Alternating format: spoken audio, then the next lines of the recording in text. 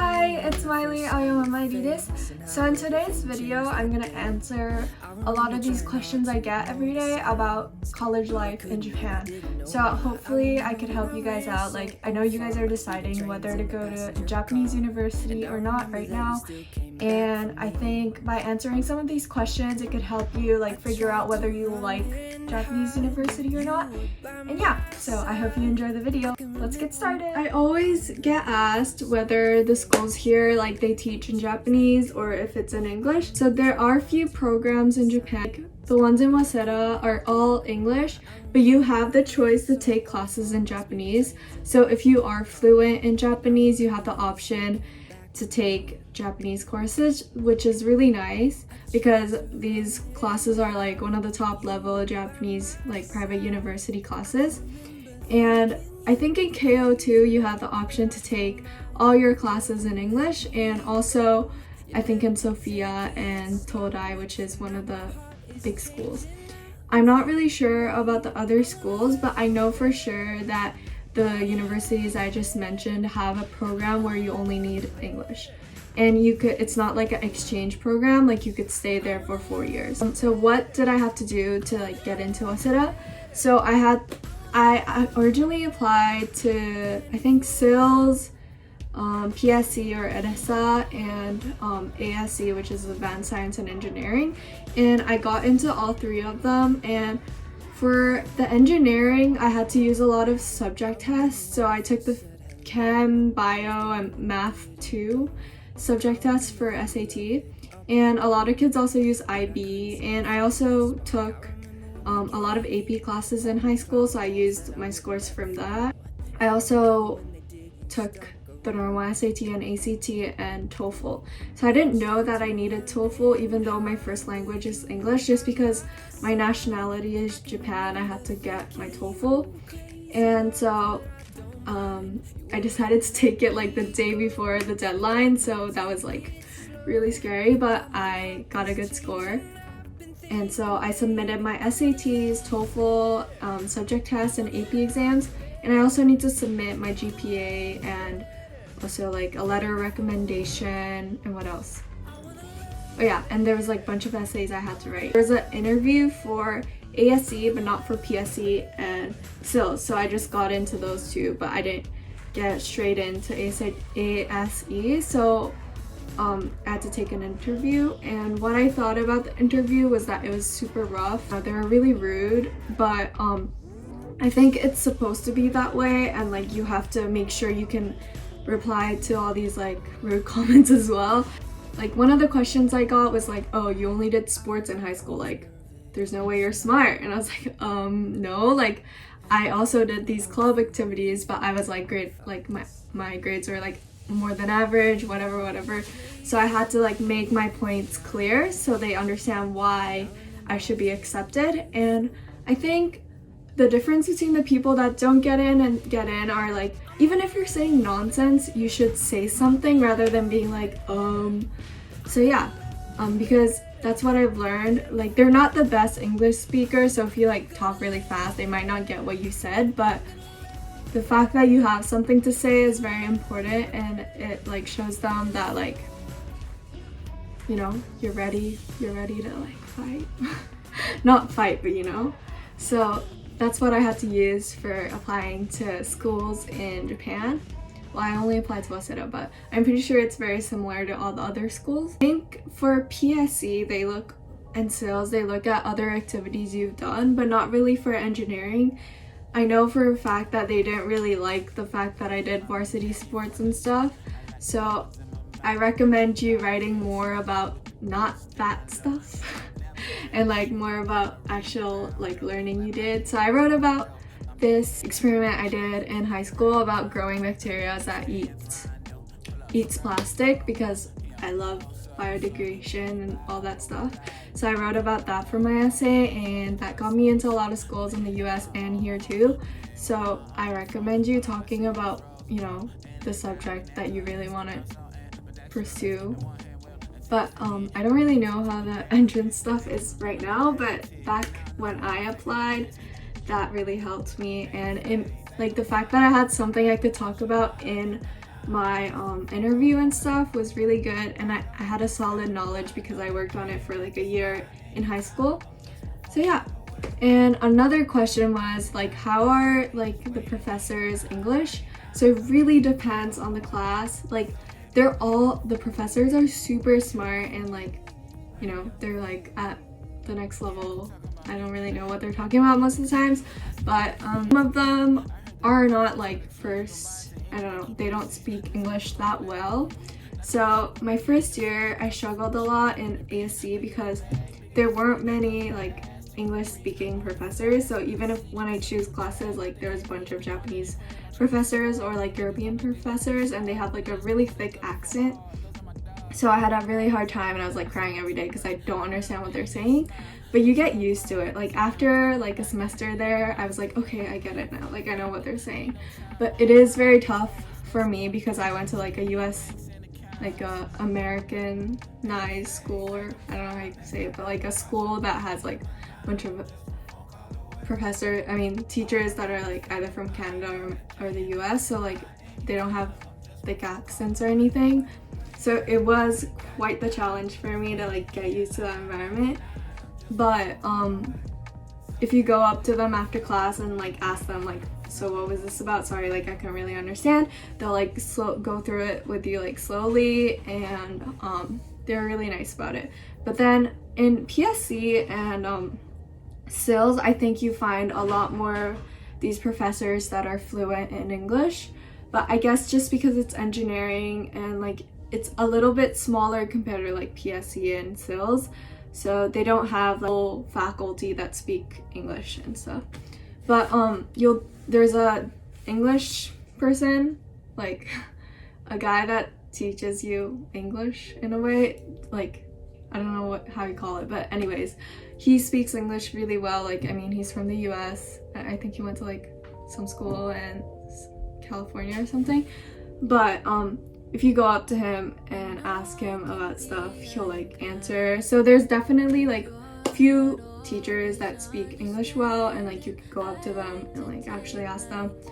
But if you're a Japanese speaker, even after a Japanese professor speaks in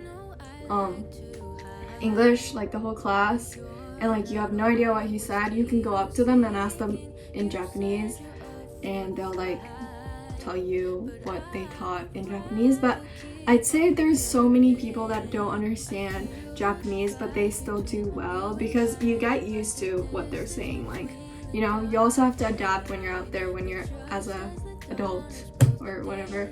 So I think it's a good experience, like learning to communicate with people that don't speak the same language as you.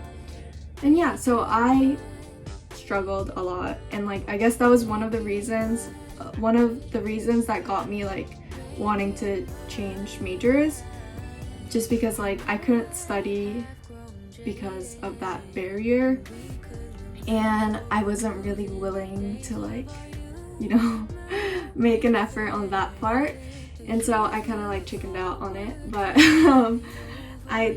I'd say like depending on which major you're in, you might have a hard time. Like I'm not gonna lie, like you will have a hard time at first. Like it's really hard to understand like other nationality people talking in English. Like it's really hard. All my friends that are in ASC now, I think they're used to it, and like, you know, if you communicate with your friends, you'll have no problem. Okay, and then another question is like how hard or like how rigorous are the courses? So in ASE, I thought like I hated physics when I got in, and I hated it when I got out as well. But physics was like nonsense to me. But I guess if you're good at like physics, like you're gonna be fine. And for like a lot of my PSC classes, there's a lot of professors coming in from different countries, and they teach differently. So like how rigorous these courses are like really like everywhere.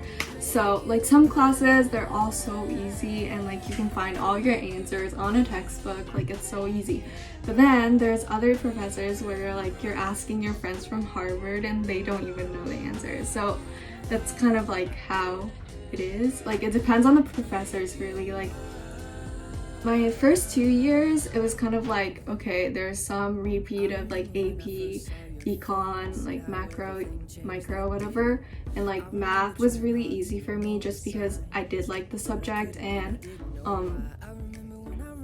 I don't know, I guess I was like, I took AP, how do you call it, something BC, but AP Calc BC, so that was the level I was at, and I found that it was pretty easy, at least my first 2 years. Sales classes, especially the beginner classes, are really easy, so I always got A pluses when I took classes from sales. So you can like take classes from other majors too. So I'd say the beginner courses in sales are really easy. I've never really taken the advanced ones from sales, so I wouldn't know. But PSE, oh my god, the advanced classes are like up there, like I'm never gonna take them. But the easier classes are fine, like, you know, they're fun. And it's not very like you have to study like real hard, whatever. Like you kind of use your brain and like think a little rather than like, oh, you gotta remember this, gotta remember that, you know? It's not like about memory, like you actually have to like study and like think about it, not just like study word per word from the textbook.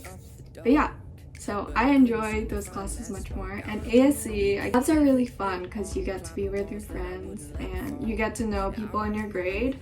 And I did enjoy it, but there's like a time limit and everything. I think this applies for like all universities, but labs, they have like a time limit and everything, so it is like kind of tough and you only have like one chance to do it.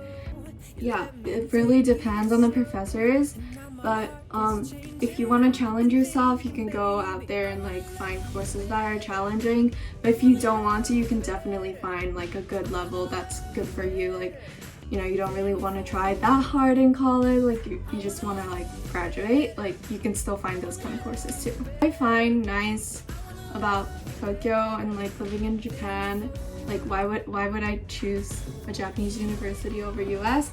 It's like, I mean, I live at home right now, so that's really nice, and it's also very safe, so you don't have to worry about like things getting taken away and whatever. It's very like, especially if you go to Waseda, it's right in the middle of the city, like you get to go hang out in Shinjuku, Shibuya, whatever you like, in like 15 minutes, I guess, like less than that. Like you could probably like bike to Shinjuku. It's really close, and you're close to like Koreatown. And yeah, there's so much to do when you don't have classes. So my first year, I didn't really have any friends, like I didn't know anyone, and I am so not social, so I couldn't like make new friends. So I would go out to Harajuku for lunch, I'd go out to Shinjuku for lunch, and that was like so fun, and I found so many cafes I still love today.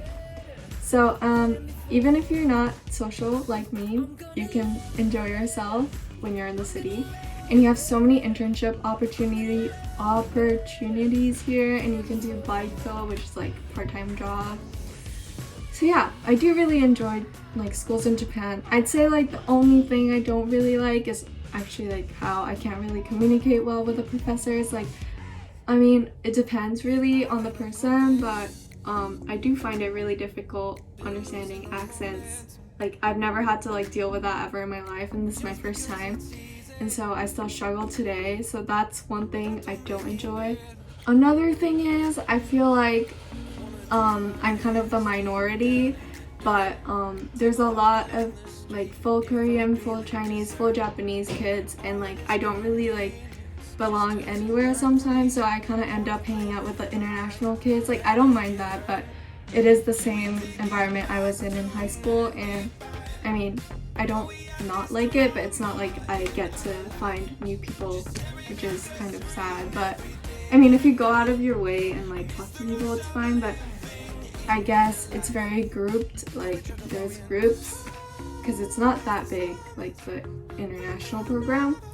So yeah, like compared to the schools outside of Tokyo, maybe like you'll find less of a social scene, like there's no like, what do you call it, Greek life and everything.